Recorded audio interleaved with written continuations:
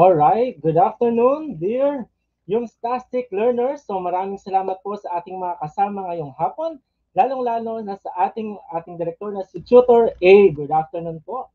So, isang mapagpalang Huwebes po sa ating mga tuties mula Luzon, Visayas at Mindanao, and welcome sa ating DepEd Itulay online tutorial. Kaya ito ay hatid sa inyo ng Department of Education sa pangunguna ng Educational Technology Unit. Okay, good afternoon everyone. So, ako muna po ang inyong makakasama sa hapon na ito at si Tutor Grace ay makakasama natin next week. Kaya naman, dear tuties, humanda at sumamang saliksikin ang hiwaga ng humanidades at agham panlipunan.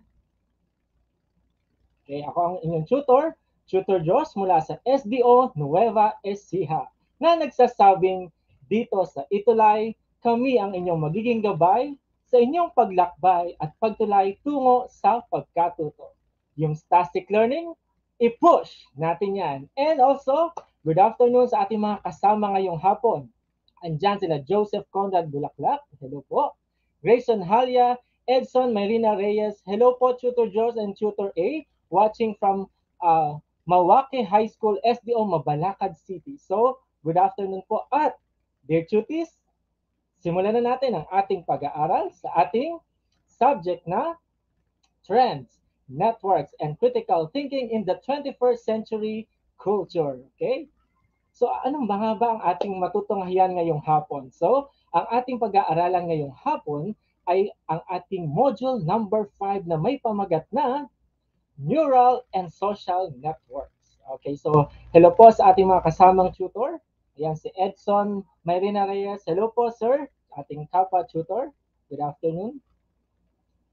Alright, so tayo po ay patuloy na nagpapasalamat sa nagbigay sa atin ng pahintulot na gamitin ang kanilang module, ang Dumaguete City from SDO Oriental, Mindoro, no, na kung saan ang kanilang module ay may title na Trends, Networks, and Critical Thinking in the 21st Century Skills and 21st Century Culture na may pamagat na Neural and Social Networks.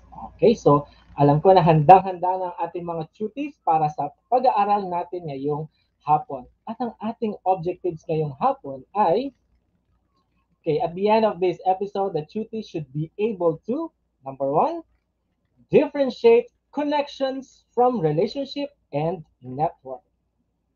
Illustrate how the brain or neural networks, okay, works. Next, appreciate the process how human brain works. So dear tuties, ang ating pag-aaralan sa hapon na ito, it's all about connections. Okay? So before that, magkaroon muna tayo ng warm-up. I-warm up muna natin ang ating mga sarili bago natin talakayan ang ating lesson for this afternoon. Okay, dear tuties, igayak na ang inyong mga cellphones at inyong mga daliri para una-unahan tayo mag-participate sa ating activity ngayong hapon. Okay, directions. Okay, the following listed below or the next slide are the social networking sites. Choose which one you have an account with and indicate what year you have started using it and the reason for using it. So ano-ano kaya itong mga social networking sites na ito na tinutukoy ni Tutor Josh? We have TikTok, wow, YouTube, Twitter, Facebook, Instagram, and Reddit. So, dear tuties, so hayaan nyo malaman naman ni Tutor Josh kung ano ba yung mga social networking sites na madalas nyong gamitin. At sabi sa ating task, indicate nyo daw kung anong year kayo nagsimula at pwede nyo namang i-share sa amin kung bakit nyo yon napiling gamitin. Alright? Sige nga. Hintayin natin ang ating mga Yumstastic tuties sa hapon na ito para malaman natin kung ano ba dito sa social networking sites na ito ang kanilang ginagamit, bakit nila ginagamit, at kailan nila ito sinimulang gamitin. Okay, habang hinihintay ko ang ating mga Yumstastic tuties, no? Ako siguro, uh, pipiliin ko itong TikTok. Okay, so sabi nila ang TikTok daw noon, no year 2019, ay puro sayaw. No, puro yung mga trending na sayaw na ginagaya ng mga ating mga estudyante. Pero nung time ng pandemya na tayo ay nasa oras ng lockdown, ay talaga namang wala ka ibang gagawin kundi magpahinga sa bahay at mag-cellphone, ano? So ngayon, I started using TikTok noong 2019 and hindi naman ako masyado nagpo-post ng ano, pero nung inopen ko yung site na yun ay talaga namang nakakaaliw, nakaka-entertain at hindi lang naman siya entertaining, very informative din kasi maraming mga content creator na nag-post doon ng iba't ibang content.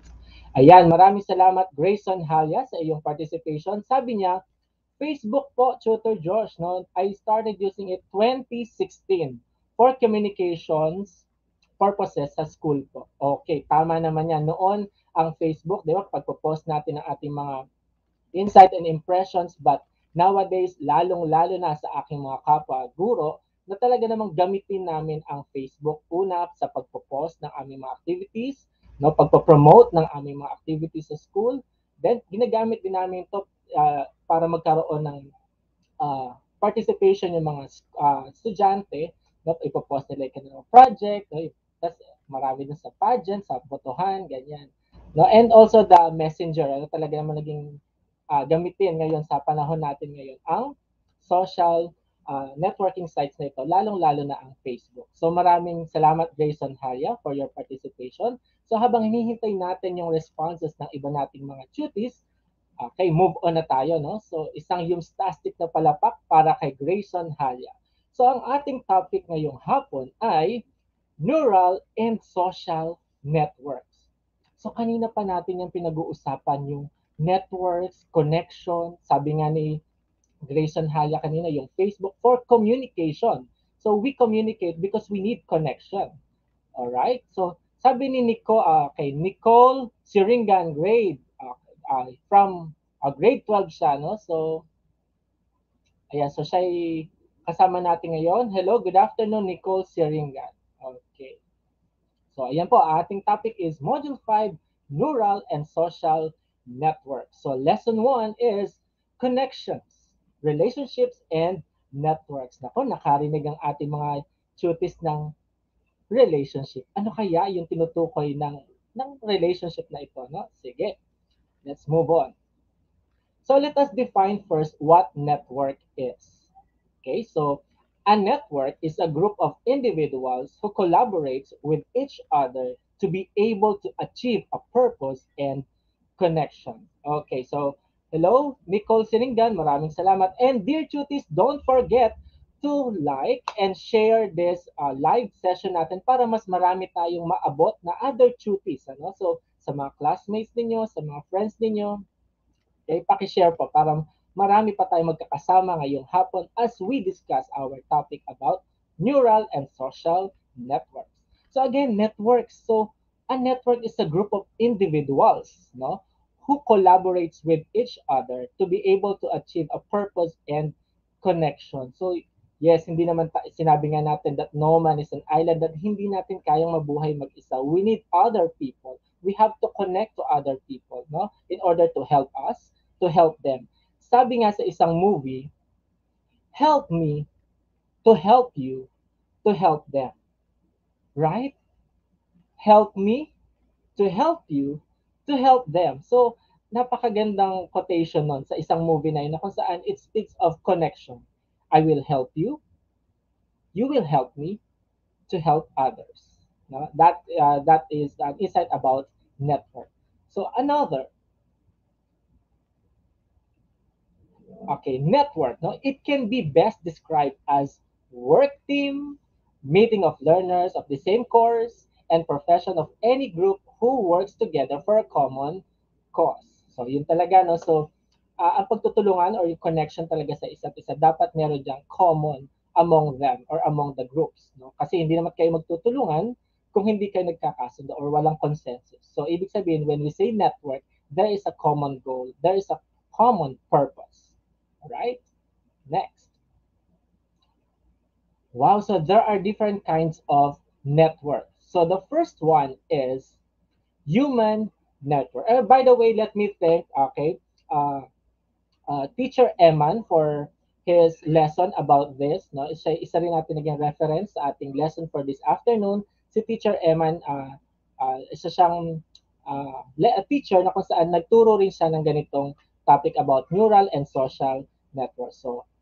Sir Eman, maraming salamat for those insights no, dito sa ating lesson about this. So, number one, human network. So, sabi natin kanina, ang network is connection and meron common goal and purpose. So, when we say human network, no, it is a social structure composed of individuals connected. Because nowadays we are in the 21st century, the people are connected through technology. Wow. So talaga naman we are being connected using this technology. At totoo yan, no? Kasi we are being connected because of the gadgets or the internet connectivity, right? No, yung through the cell phone, through the chat, we are being connected. At nagkakaroon tayo ng connection sa ating mga kasama or mahal sa buhay overseas, no? Ibig sa ating mga classmates, no? So that is human network. Another knowledge network. Wow. So meron palang ganun, no? Knowledge network. So knowledge network, okay. A number of people and resources and relationship between the groups that are able to create knowledge for the purpose of creating value. So yun pala ibig sabihin ng knowledge network, dear cuties, na kung saan there are a group of individuals that containing those knowledge and they collaborate it to form a new knowledge. Wow. So knowledge. Hello, okay. Ayan, so ang ating direct nag-hello siya. So good afternoon po, Tutor Joss and Tuties. So hello po, Tutor A. Maraming salamat po sa pagsama sa amin. Siya po ang ating director. Okay. Next, computer network. So ayan, so madalas nating naririnig yan, dear Tuties, no? Computer network. So literal na nakakakita tayo ng mga cords na nakasaksak dun sa mga likod ng ating mga gadgets, lalo na sa computer shop and sa ComLab ng ating mga school. So, yun lang yung literal na connection. Pero ano ba yung ibig sabihin ng computer network? So, according to our text, no, computer network, also a data network, it is a series of interconnected nodes that can transmit, receive, and exchange data. So yun yung parang kanina sinabi ko yung mga cords na yun is hardware network. Na ito naman ay yung software network na kung saan nakaka-receive ng data, nakaka-transmit ng data, nakaka-store ng data, and so on. So yun yung tinatawag nating computer networks. Next, we have trade network. Okay. Ano kaya yun? Trade network. So, pwede ito sa economics, ano? So, sa business. So, pag sinabi nating trade network, it is a pattern of economic exchange between companies or countries. So, ibig sabihin, meron pa rin pala class na networks. So, hindi lang sa school, hindi lang sa gadgets natin, even sa countries, even sa economy natin. So, meron tayong tinatawag na network. So, ibig sabihin yung business to business, company to company, and nation to nation. So, yun yung tinatawag nating trade network. And the fifth one is ecological network. So, ano kaya ibig sabihin ng ecological network? So, here, when we say ecological network, it is the interaction that occur between species within a community. Okay, imagine niyo nasa world tayo ng jungle or forest na kung saan yung ating mga animal kingdom doon, no? And also yung ating mga natural resources doon. No? And alam ko familiar kayo sa science, no, about dun sa mutualism, no, sa predation, no, and then sa competition. Ayan. So yun yung tinatawag nating ecological network. So ayan class. So na-review na natin yung ating kinds of networks. Human network, knowledge network, computer network, trade network, and ecological network.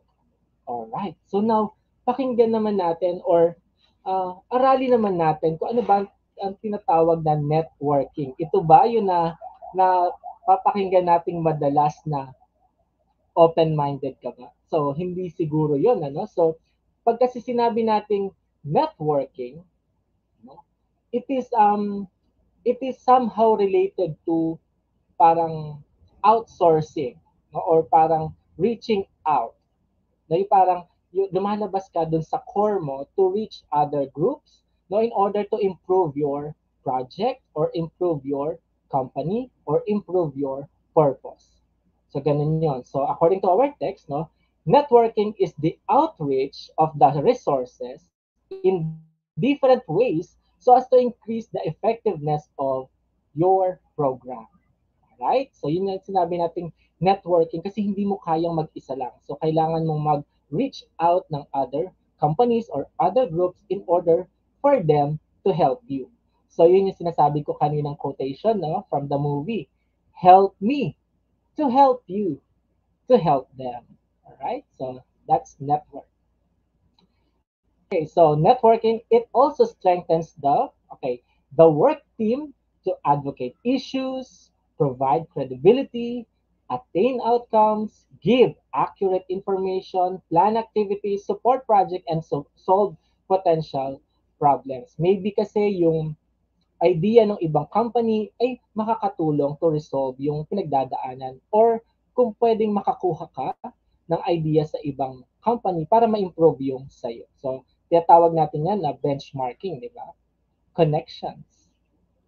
Next, linkages. So, ang pag sinabi nating linkages, it intends to serve members of both sides. Ayan. So, tandaan nyo, pag sinabi nating link or linkages, okay, it involves the members of both sides, no, according to their respective needs, interests, and objectives. Now, it also creates bonds together to solicit support and assistance for purposeful activities. So ano ba yung tinatawag na linkages? Okay, pag sabi natin linkages, si Group A, tinutulungan niya ang Group B. Si Group B, tinutulungan niya ang Group A. So silang dalawa ay linked to each other that they help or assist each other. For example, so meron tayong tinatawag na national and local linkages. For example, now it is established between universities and colleges, offering identical degrees in which cross-enrollment for subjects needed for graduation is allowed. So ibig sabihin po nito mga ma'am or mga tuties, no, ah, halimbawa meron dalawang university or colleges, no, nag-link, meron sila link, no, or linkages. Ibig sabihin, yung course na kailangan ng estudyante ay wala dito kay University A, pero meron dito kay University B. So dahil meron silang connection and there are merong linkages na tinatawag, na pwedeng yung bata ay mag-cross enroll doon sa University B in order for her or him to graduate. Okay, so yun yung tawag na linkages. So to further elaborate and to imagine the difference between linkages and network, so ayan po, nakikita natin sa ating screen, no? Pag sinabi nating linkages, it involves two groups, no? Ayan, between two groups. They collaborate, they assist each other, that Group A helps Group B, pero hindi tinutulungan ni Group A si Group B and Group C. Unlike the network, si Group A, pwede niyang tulungan si Group B. Si Group B, pwede siya mag-assist kay Group B and also kay C. Vice versa, si A to C, si A to B, si A to D, and also si C to B, C to A, or C to D. Okay, dear cuties, so that's the difference between linkages and network. And you know what, dear cuties? Networks can be considered as linkages if they link one network to another, creating bigger network. Ayan, so nakikita niyo po sa ating screen. So, ibig sabihin yung network A ay pwede niyang i-assist si network B. Alright, so it creates a bigger network. Okay? Ayan, next. So, focus pa rin tayo kay linkages. No? There are three main categories of linkages. So, ano ba yung connections natin sa ibang tao? So, paano natin siya makacategorize? Okay, the first one is what we call bonds. Bonds. Bonds linked to people based on the series of common identity. For example, family, close friends, people who shares our culture and ethnicity. Alright? So, ibig sabihin, alam ko mag-agree kayo sa akin na bawat family ay may sariling culture.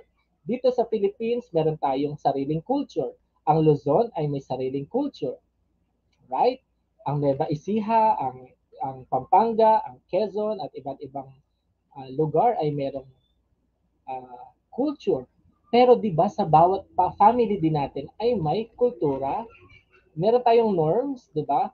Halimbawa sa amin, sa family namin, iba kami, doon din sa ibang family. So, yung tinatawag nating linkages. So, parang doon sa bawat family natin ay meron tayong common na norms na sa ating magulang, sa ating mga kapatid, sa ating mga kamag-anak, and also sa ating mga kaibigan. No? Next, aside from bonds, meron tayong tinatawag na bridges. So, ano naman kaya yung bridges? It links that stretched beyond a shared sense of identity. Okay, so, di ba pag dun sa bonds kanina, kasi pag sinabing, ba't gani ugali niya? Ba't ang bait niya? Kasi ano sila, lahi sila ng Garcia.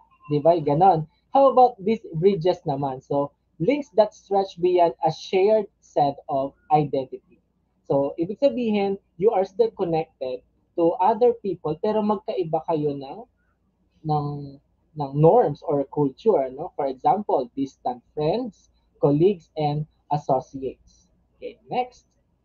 Aside from the bonds, bridges, meron tayong tinatawag na linkages. Ayan, so ano naman tinatawag na linkages? It links to people of group further up and down the social ladder. So here po ay tinutukoy naman ito yung different levels or hierarchical positions natin. Pwedeng sa society or pwedeng sa company. Di ba? Meron tayong mga superior, no? Meron diyang subordinates na ganyan. So, ito yung mga boss natin, ito yung mga coworkers natin, di ba? Sa company, meron different levels of positions. So, there, nakalink sila to each other, pero based dun sa iba't ibang positions nila. So, again, dear cuties, the three main categories of linkages are bonds, bridges, and linkages. All right, let's move on to social network. So, what do you mean by social network? Pamilyar kayo sa term na ito, no? Social networking is the practice of expanding the number of one's business and or social contacts by making connections through individuals, often through social media sites such as Facebook, Twitter, Google, and etc. Okay, class, di ba? Lumalawak yung scope ng ating mga kaibigan, lumalawak yung scope ng ating connections because of these social networking sites. Ibig sabihin, ang layo na, taga Mindanao, taga Visayas na, pero naging friend mo siya, nagkaroon ng connection because of this social networking sites. Di ba? Kaya kanina, tinanong ko kayo kanina, ano doon yung mga social network na madalas yung gamitin in order for you to connect to it to other people. All right. So, depending on the social media platform, members may be able to contact any other members, right? No? In other cases, members can contact anyone they can have connection to, and subsequently, anyone that contact has a connection to, and so on. Ibig sabihin, class, yung contact ko ay maaaring contact din niya at yung contact niya ay contact din ng isang tao. Ibig sabihin, di ba sa Facebook natin, may tatawag nating common friends, di ba? Ibig sabihin, lumalawak yung scope ng ating network or connection because of this social networking sites. And, all right, good afternoon po sa ating napakahusay na tutor, no, ng Science Grade 10 tutor, Rainier De Jesus. Good afternoon po at maraming salamat po sa inyong panonood from Caloocan. All right.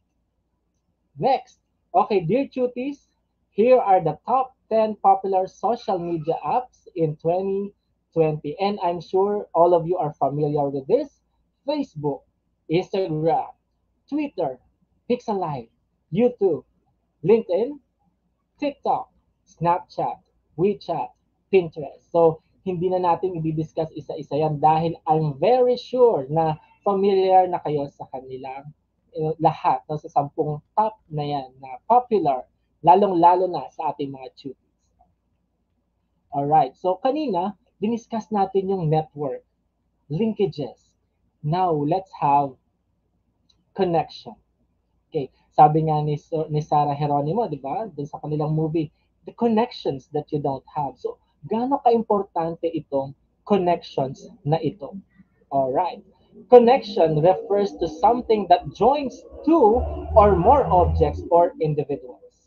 It also shows a situation wherein two or more objects or individuals have a similar cause, goal, or origin. So, di ba? That's connection. There is a common denominator among those groups. All right. Next, we have connection also exists between two individuals or among many, not events and objects. For example, global warming is connected to frequent forest fires. Unemployment is connected to poverty. So class, meaning dito sa connection natin, sabi nga natin sa ating contemporary world, di ba, sa ating globalization, no, that a simple act affects another. So we are being all interconnected to each other. Yung action mo ay pwedeng maka-apekto sa isang bagay o isang tao. Alright? So, ganun din dito, yung global warming, connected siya dun sa frequent forest fire. And also here in unemployment is connected to poverty.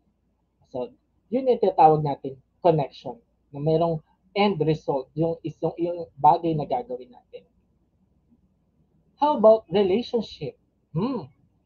Ito ba yung relationship na tinutukoy ng ating mga cuties? Okay, alamin natin. Okay.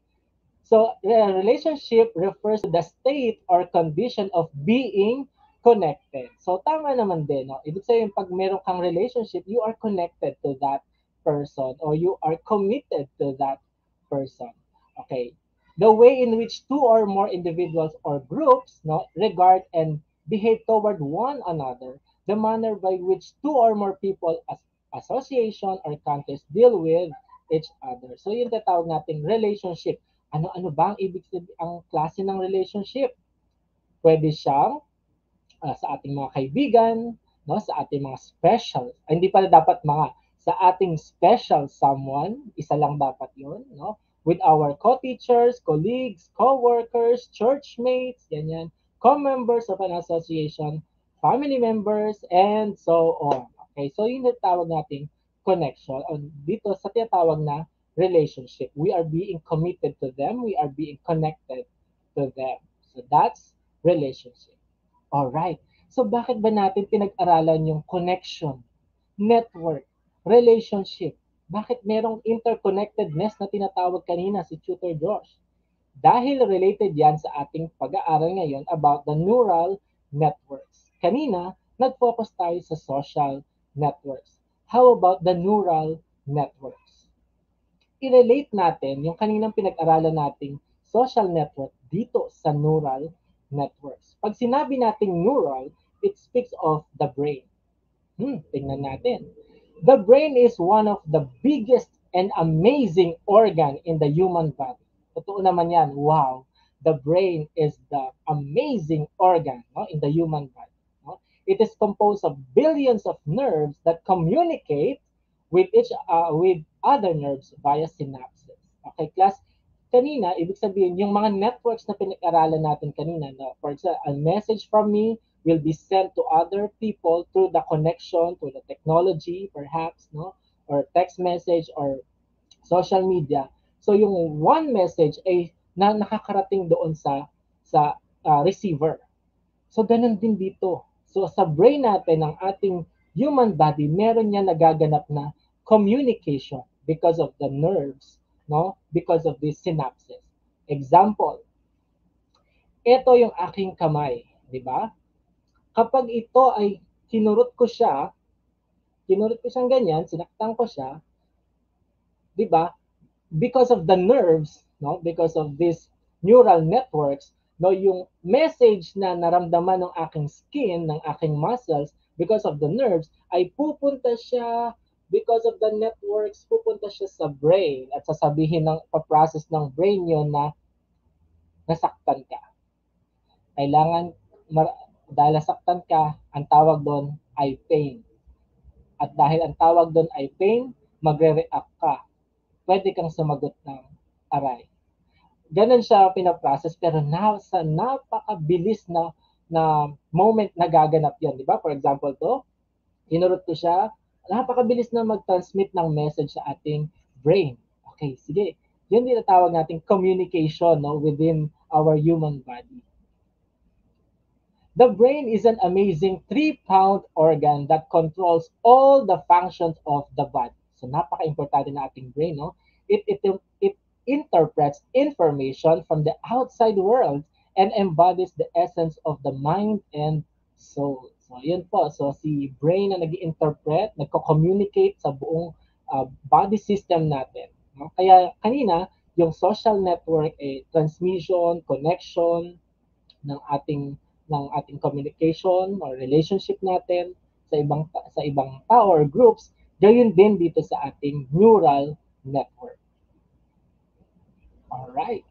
Next, we have the brain controls our thoughts, memory, speech, movements of arms and legs, and the function of many organs within our body.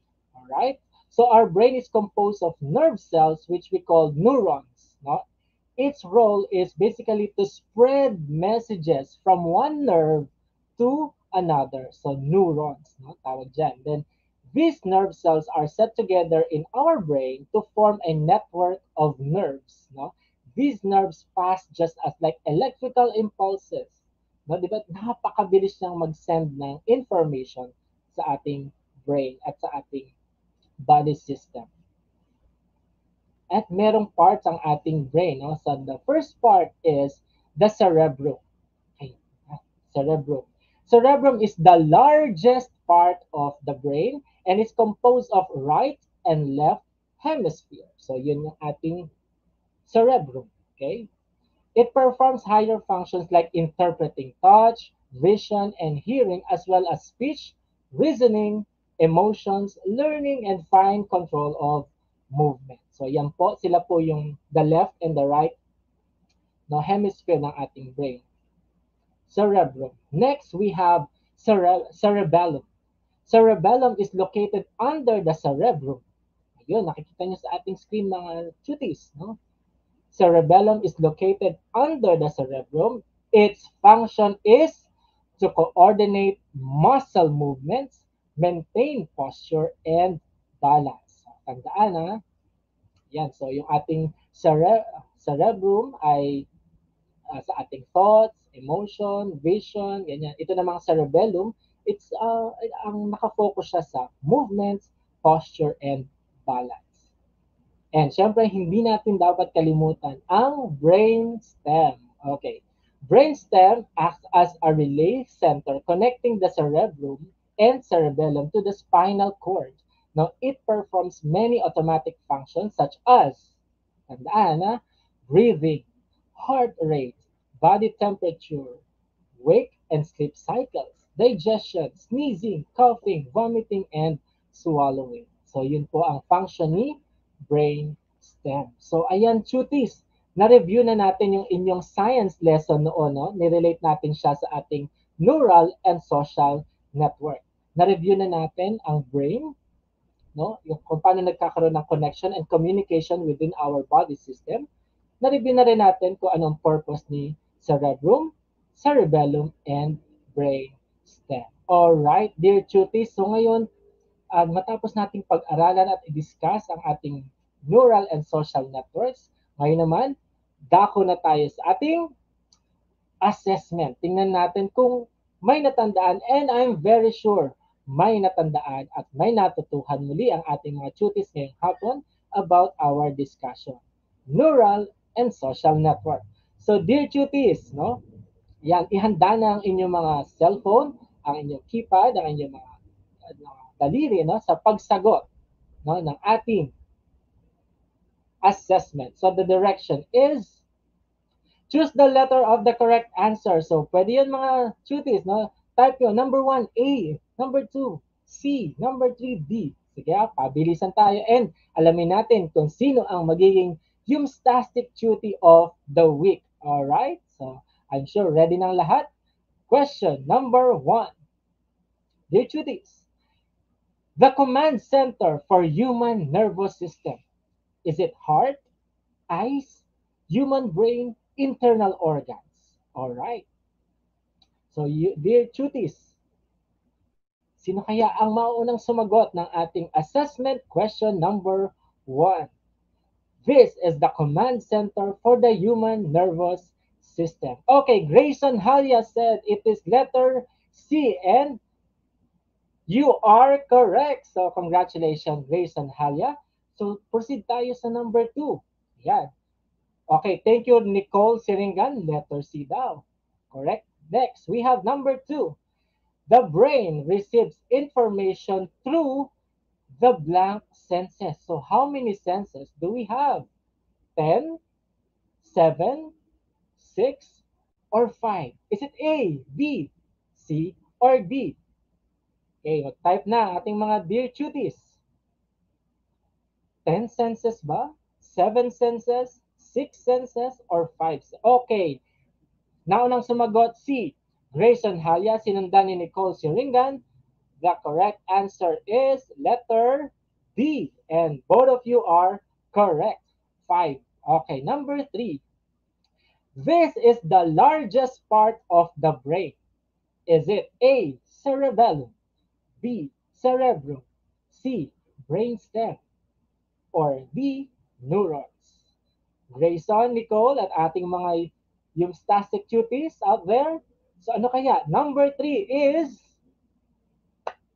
5, 4, 3, 2, 1. The correct answer is letter B, at correct na po dyan si Grayson Halia. Next, we have number 4, it coordinates muscle movements and maintains posture and balance. The correct answer there is letter A, cerebellum. All right, and number 5. Okay, it performs many automatic functions such as breathing, heart rate, body temperature, wake and sleep pattern, or sleep cycles. Ano kaya to mga cuties? Is it cerebellum, cerebrum, brainstem, or the neurons? Number 5 is, alright, so thank you Grayson Halia and Nicole Siringan. Wow, nagpapataasan ng score ang ating dalawang cuties at ang ating iba pang mga cuties. So number 5 is, it performs daw many automatic functions like breathing, no?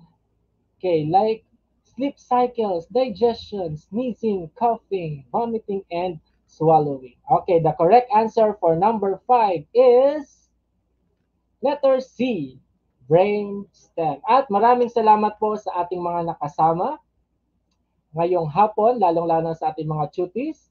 At di na to po nagtatapos ang ating pagtalakay sa ating mga uh, topic and subject na trends, networks, and critical thinking in the 21st century culture sa ating topic na neural and social network. So maraming salamat sa ating mga nakasama ngayong hapon.